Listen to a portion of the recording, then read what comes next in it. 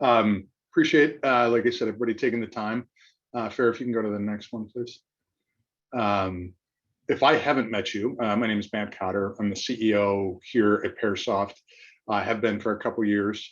Today, though, I have a much more important job. I am the warm-up act for my friend Bill Fox, who is the Chief Commercial Officer over at our partner, Finexio. So if you've been following the Pearsoft story over the last couple of years, you remember that we signed a partnership with Finexio to integrate their payments as a service technology into the overall Pearsoft platform about 9-10 months ago. And so we spent the last several months really deepening that integration, focus on the value proposition for customers, and we've learned just a ton. I will admit, I kind of went into this thinking that the rebates portion of payments as a service was really going to be the attractive thing for our customers. And it's turned out to be kind of almost like a tertiary value proposition. Like the things that customers have really latched onto are the efficiencies of the supplier onboarding, just the labor savings that their AP departments can leverage. And then Bill's topic today, right? This ability to kind of detect fraud, manage that. The rebates portion, while economically it's really nice, it essentially pays for the rest of the solution. Like I said, is tertiary. So if as Bill is going through this, you're interested in learning more about Pearsoft Pay, please just throw something in the chat, and then we'll make sure we have somebody reach out to you as soon as possibly can. So with that, Bill, the floor is yours, my friend. Thanks, Matt. As Matt said, I am doing this from my phone in a hotel room. Anyone who's traveled for business, I'm sure, understands how much fun that can be. Relevant to Matt's introduction, yes, I am the Chief Commercial Officer of Finexio, but also the former Deputy Chief of Economic and Cybercrime at the Philadelphia District Attorney's Office and Special Assistant U.S. Attorney. So I've been dealing with, prosecuting, thinking about cybersecurity and economic crime for close to 25-ish years now. So this is a subject that's definitely near and dear to my heart. So, take it from that perspective of someone who got involved in this in the early days of cybercrime. I believe we were the first cybercrime unit of any DA's office in the country. And then brought that into the payment states. So what we're going to go to today on today's agenda, we've done the welcome and introductions. We're going to talk a little bit about frauds in account payable and payments. We're going to talk about how getting into a as-a-service payments technology really helps lessen what we call in the cyber world your attack surface. Kind of a self-explanatory term, the number of places you can get frauded. And then talk a little bit about the challenges of payment technology. And then, as Matt said, if you have any questions or you want to talk to somebody about Pearsoft Pay, just let us know in the chat. So frauds in account payable. We're going to talk a little about some stuff that's happened. So this was a big one. This happened at Yale. It was a $40 million 10-year defrauding of Yale's medical school. We could go to the next slide, I think, to kind of talk more specifically about stuff that happened there. So the finance department was really kind of operating on its own. So by not having that integration in the finance department, but to other parts of the business, and by not having the transparency that you get when you use a payments technology that has reporting dashboards and you can check on and look at things, that makes this somewhat easier to operate. A lot of schools and a lot of corporates are sitting on kind of a legacy technology. And when you fail to sort of upgrade that technology, upgrade your oversight over what folks that are making payments are doing, there were a lot of checks involved in this. There was a lot of an ability to basically what this person was doing was setting up accounts, then buying Surface Pros and iPads and other things for many years and then selling them and, keeping that money. The ability to sort of manipulate paper-based processes, and we'll talk a lot about the fact that the more paper, the easier it is to commit fraud. There's just no question about that. And it's by a factor of many, not just a little bit. And then most of the organizations, or a lot of the organizations that we work with, don't have the proper oversight in relationship to fraud. And there's a lot of aspects to that, but there's sort of the physical aspect, training your people, physical security. There's the cyber aspect around systems and networks. And then there's also the oversight aspect. So they might have none of that in place.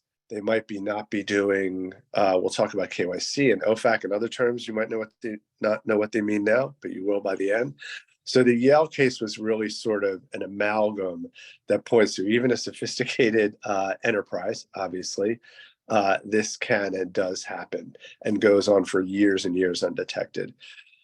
I'm not going to talk about too much about these, sort of specifically, but the common denominator here, and very similar to what happened at Yale, is a person was somehow able, very often because there was cash or checks involved, to siphon off or set up a little business for themselves and do this over the course of years. Some of it can be really large, some of it can be small.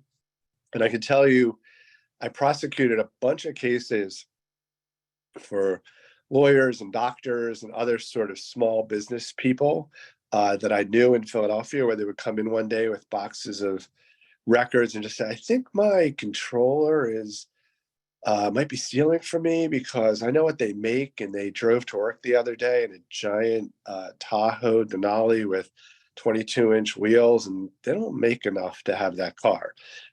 So a lot of these things kind of get stumbled on if you haven't set up the right security, oversight, and fraud prevention so that these things can't go on for a long time and get flagged, and you stop people's ability to sort of run these little games within the department. So very high risk of payment fraud.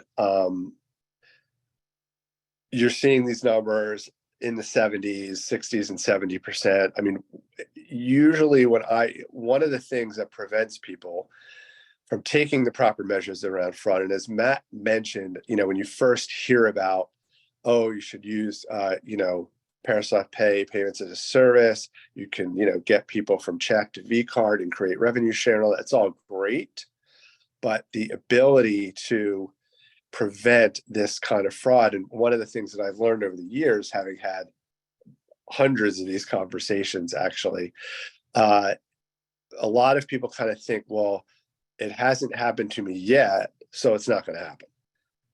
Whatever I'm doing must be good enough. And they kind of get in that mindset. And I think getting in that mindset is really, really dangerous, because almost inevitably I worked at a consultancy for a long time. And I had a team of ex-NSA guys and women who would do these sort of security audits for large organizations. And they thought they were fine. And it turned out they were getting pinged thousands of times a day to get through the firewall. So it really is worth being proactive. And there's things going on, and we'll talk a little bit about this later, but obviously the economic squeeze that are causing fraud to be on the rise. And we'll look at some statistics. So the prevalence of these attempts or actual frauds and payments, it kind of goes up as you get larger, but you can see that, and the numbers tell us that 75% of organizations, they're going to make an attempt somehow, either through email or check or cyber attack. It's going to happen, and it's going to happen in any organization of any significant size. So it's really important that you start putting these things in place beforehand. And I always say that payments is one of the few areas, a lot of the reason people don't do the proper things in terms of cybersecurity and fraud is because they think it's going to be this huge lift. It's going to be super expensive. and I got to get these people in here, and they're going to tell me to buy all these new systems.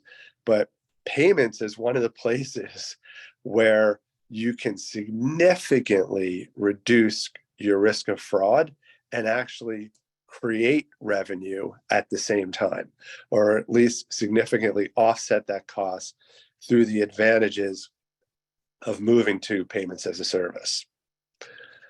So we can go to the next one. So checks, the most expensive and least secure of all B2B payment types. I'll tell you, I just came from a meeting with one of our other partners who are based in Europe. And in Europe, literally people are like, I haven't seen a check in 15 years. What are you talking about? How can there be an opportunity around getting rid of checks? Well, in the United States, there's $12 trillion in checks. So approximately there's about $24 trillion in B2B payments, and half of them are still on check. And there are, as you can imagine, a piece of paper that goes through the highly insecure US mail. There are multiple ways, duplicating the check, changing the endorsement, changing the amount, even more sophisticated ways. So when you're sending a piece of paper with all your banking information, your routing number, your account number on it through the US mail, that is by far and away the easiest to defraud. And the more you can get off check onto electronic and specifically onto a virtual card, it's a huge reduction in the attack surface and the likelihood that you're going to have fraud. So we'll talk a little bit about the benefits of technology. So here's kind of where we're talking about these statistics. So you can see here, this is, just the way to think about it is if there's 100 attempts or actual frauds in payments, 66 of those will be on a check. And traditionally, there was this feeling that, well, I can just go to ACH, and that's a safe electronic payment. So just go to ACH. And you can see way down here that virtual cards are just a minuscule, because obviously, or not obviously, but when you have a virtual card, your banking information isn't on it. So it's very, very hard. If you have good cyber security in place, it's very hard to commit fraud on virtual cards. So this is a very graphic representation. But what's happening now, if we go to the next slide, is really recently, ACH fraud has just taken off. So this idea that I think was prevalent over, say, the last 10 years of like, oh, well, I'll just switch everybody over to an ACH and we'll be good to go. It's increased 200% over the course of a year. So this is a combination of what happens in an economic downturn and, criminals getting more sophisticated. So we're really urging our customers and their suppliers, where appropriate, to get onto virtual card as much as possible, as opposed to just kind of saying electronic and meaning that, oh, well, it's basically all the same. So, traditionally, everything was very paper-based, well, I shouldn't really say traditionally, because, we work with customers that have 500 million in AP spend 100% on check. But let's say traditionally, things were very paper, manual processes, printing paper checks, people in a back room signing checks, and then the CFO coming in or whatever. There has been a shift over recent years to technology-based solutions that are more scalable, that have better reporting, better transparency, all that. That has, COVID really pushed that. And we saw a lot of that in our company. Companies that maybe had it on the horizon were thinking about going digital when COVID hit, and you had a person coming into the office to get the checkbook, writing the checks, FedExing them to a CFO who would FedEx them back. They mail them out to 100 suppliers who also aren't in the office, who have to go and pick it up, try to get to the bank. It sort of said, oh yeah, this is really not a good way to do this. What's happening now, because of economic pressures, that we're in a downturn, CFOs are being forced to do more with less. The pressures create more fraud. So being able to take a smaller group of people that are there that have a lot of experience and know the company, get them off of these manual tasks that they don't want to be doing anyway and aren't really productive to the company, get them onto more strategic jobs, helping the company more. And, since the what was it, the Great Resignation, people don't even want to do these kind of jobs anymore. It's hard. You can't, if you're growing, if you're lucky enough right now to be growing like the pace that we are, you can't, it's very hard to hire people to do those kinds of jobs. So having this kind of technology that takes away a lot of the wasted manual tasks is really helpful. So everyone is thinking about this. Like 58% of organizations are saying they're prioritizing or very likely to be converting to some kind of B2B payments. And this is where you get into the advantages of something like Pearsoft Pay versus a lot of other options. Because if you're going to do this, you want to think about this complete payments as a service, because it's not just a matter of, oh, we'll come in, we'll convert a few people over to vCard, but you're still doing the checks and you send an ACH file to the bank. And how is the security? And now you have to figure out something with know your customer and any money laundering and all the other regulations and rules that exist around moving money. So it really, the way to think about it is, when I'm going to do this, I want to do it the right way. And that is with a complete solution.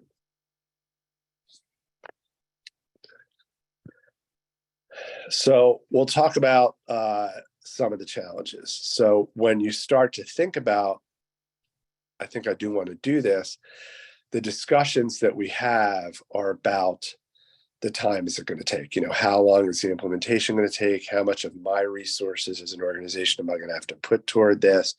Do I have the expertise in-house to even work with a solution like this?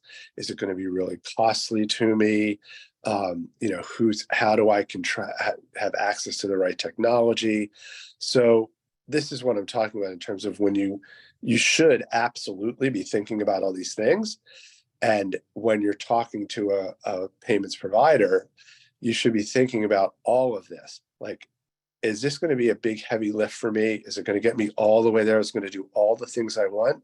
And am I going to be able to offset the cost through revenue share? But also there's a lot of other costs that people don't think about. So how many exceptions do you have now and who's handling them? How many resends are there? How much time is spent on cybersecurity? How much time is spent on fraud training? So there's a lot of other costs when you use AP payments as a service that you need to consider that will come off of you and onto the service. So some evolving challenges. The regulatory environment is constantly changing. Obviously, we're monitoring that all the time and always in compliance with all those regulations. Technology itself is getting more sophisticated. Again, we use AI in our organization and in our solution to take advantage of the latest technologies, and consumer behavior changes. And kind of, you could look at the ACH fraud statistics as that. Maybe 5 years ago, somebody would have just said, "Oh, just throw everybody on ACH and we're good to go." That's not it. And then there's opportunities too. There's globalization. There's things that you can, when you get Pearsoft Pay, you're offering your suppliers technology and choices and security that they've never had. Like, they've never had the opportunity to take advantage of these things. So you're actually being able to do some value adds into this service that also make you, stickier and make your suppliers happier to be doing business.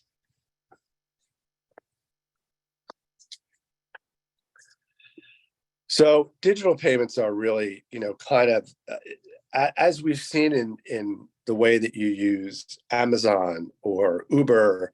I mean, once you do that, there's just no going back, right? I mean, once you start using a service like that, you're gonna be like, yeah, today I think I'll take a taxi.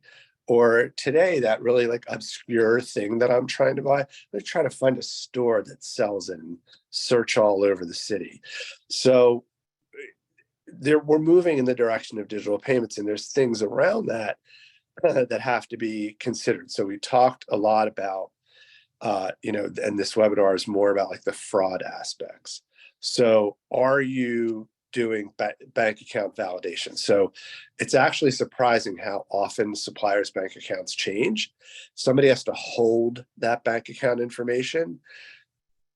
There's a lot of regulations around holding that kind of information. And we find that, if your company is in the business of making buildings or treating patients or educating students or hospitality or whatever it is, this isn't your main business. And keeping track of that is very difficult, and making sure you have the right security in place. KYC is knowing your customer. It's related to OFAC. So it means, do you really know that the person you're paying is the person you're paying, that they're not on any watch list for terrorism or crime or anything else? So are you doing all that to prevent what AML is, any money laundering? So are you doing everything that you can to make sure that you're not paying someone who is involved in laundering money or associated with crime in any way? So I was at LexisNexis for a while, and we developed some of these tools that a lot of organizations use and we use. So if you're not doing all that within your organization and something happens, you shouldn't have to, as an organization that does something else, also have to do all this yourself. That's never going to be the best way to do it. So we can go forward. So if you're kind of ready to at least hear about this and how you can get into the digital payment space integrated with your ERP setup, just reply to this email we'll be sending out. Somebody from Pearsoft will reach out. I'm happy to have any conversations if you want to go a little deeper on the fraud topics. But Pearsoft Pay has this all in place from day one. Day one, no more, you're not writing any more checks, you're not sending any more checks. All that goes away. We take over the positive pay on that, and then we start getting more and more of your suppliers onto digital payments and really reducing that attack surface.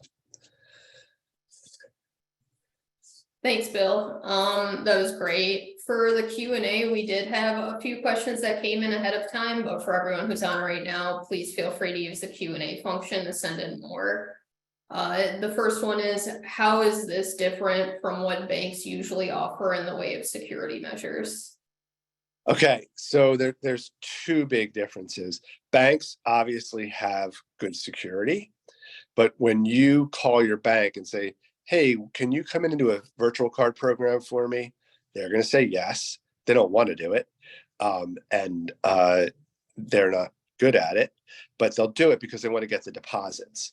The difference is all they're going to do is convert a very small portion, maybe 3%, 4% of your suppliers onto V-Card, but you're still doing all the other stuff yourself.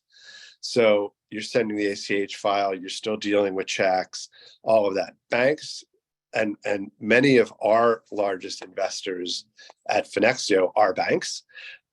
Banks aren't in the business of doing AP payments as a service. They're in the business of lending money, holding money, and extending credit. And they do this as sort of something that customers ask them to do, so they have to. So it's a completely different service than what banks offer. Okay, and then the next one is, what are the signs of a fraudulent vendor? How can we spot them? Yeah, all right. I don't know if everybody will love my answer to this, but don't try to do this as amateur hour. I'm happy to have that discussion with anyone, but we use tools, and there are tools that use hundreds of parameters to raise up to us every day for transactions as well as vendors that seem to be suspect. It can be PO boxes, addresses, different verticals that they're in, prior criminal records, or records associated. So there's an idea of 2 to 3 degrees of separation. So maybe somebody gets in trouble and they can't open this business anymore, but their cousin can. Well, do you know that that's this person's cousin? But there are tools that know that and say, hey, you should watch this because a relative and associate within 2 degrees of separation has had a problem here. So the best way to do it is through, a service that uses all the sophisticated tools that are available to raise this up. Good to know. We just got a couple more live, and everyone feel free to keep asking them. We'll respond to you regardless after this. Do virtual card payments bring any monetary incentive? They absolutely do. So one of the nice things, and I said that this is one of the only spaces where you can increase your security significantly and create a new revenue stream. As Parasoft Pay through the supplier enablement function gets people off of check and onto card, they pay for that, an interchange, just like any other credit card. And there's a lot of advantages to it. Obviously, much less likely they'll be defrauded. It comes much faster than a check as well. So they're willing to pay for that advantage. And then generally you share in that revenue that's created through that exchange, just like anytime you use a credit card. We just got one that I think you'll like. You're used to this one. If we're already using ACH/EFT with our ERP, why should we move to this platform? Yeah, so there's 2 really answers there. One is the charts that I just showed. They're showing that ACH fraud is on rapid rise. And the fact that you are on electronic payments doesn't mean that you have all these other things in place. So it's still your AP department. And if I don't know if that means this particular question is that it's 100% ACH or it's 80% and they're still doing some wires and some checks and whatever. But all the associated services around that are not part of being completely on ACH. I actually spoke at a conference a few weeks ago, AP2P, and someone raised their hand and were like, yeah, we just switched everybody from check to ACH. And now I'm kind of wishing we hadn't done that, because you both lose the opportunity for the revenue share, as well as the fact that it's still far more likely to be involved in fraud than a V card. Another one is what size revenue minimum for an organization do you think it would take for the benefit of this to outweigh the cost? So I guess minimum revenue. Yeah, I mean, I hesitate to talk about that without knowing more about the company, because you can have a company that has half the revenue of another one, but twice as many checks. So it really comes down to a combination of what the revenue is, what the proportion of paper payments is, and also how much advantage there is to be had through sort of the other aspects of the service. So that's better discussion to have with somebody from Parasoft and get a little more specific. And then one that I think reflects back on your career, what's the biggest loss that you've seen in your career due to accounts payable fraud? Accounts payable fraud. It depends on how you define it, but when Deutsche Bank was a customer of mine at another organization, they got hit with a $9 billion fine for AML, because it turned out that they were moving money on behalf of a bad actor and that they didn't know about. So I've seen a $9 billion fine for AML. Obviously, that's not going to happen. And the Yale case was a $40 million loss. So there are some statistics, I don't have it on the top of my head, but it's almost always, even if the loss is relatively small, say it's $100,000 or something, there's still reputational issues if it gets out that happened in your organization. So I've done a ton of work in healthcare, and that's one of the things that they worry the most about in healthcare is if I have a breach, not only is the Office of Civil Rights going to come in and find me, but it's a huge hit on reputation. So I guess 9 billion is the biggest number I associate in my head with a fine related to moving money, but it's almost always, the total loss is almost always in the millions. Wow. So we have reached time. I know there are quite a few questions left in the chat. Rest assured that we've gotten all of them and we will contact you after this. I just want to give a huge thanks to Bill Fox and Matt Cotter for this presentation. I learned a lot. I hope you all did too. And once again, we will be reaching out afterwards. So thank you again, Bill, for your time. And thank you. And thanks everybody for taking time out of your day to do this.